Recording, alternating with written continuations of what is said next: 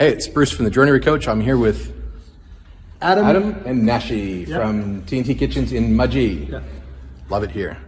And we are, hang on, there we go.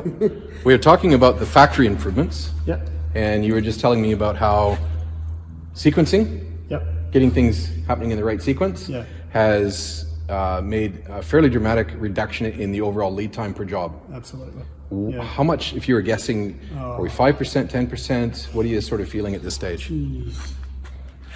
I would say on a standard job, we're probably between 30 to 40% quicker in the manufacturing. So. Yeah. 30 to 40%. And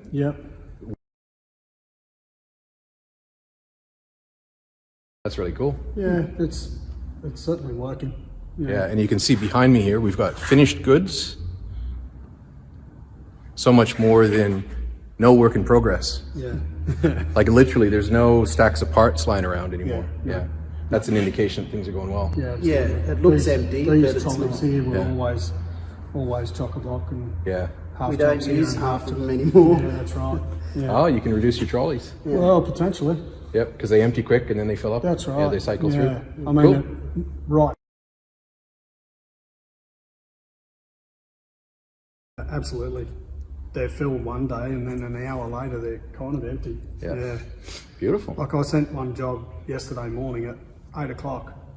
It was a kitchen and laundry, and there was one on the machine, and Amy came up to me at 2:30 that day and said, "God, what do I do? What do you want me to do?" And it's like, "I want you to slow down." Well, that's cool. Yeah, So it's working. Yeah.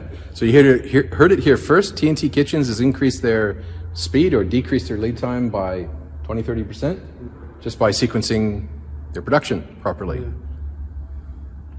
Thanks. Cheers. Peace out.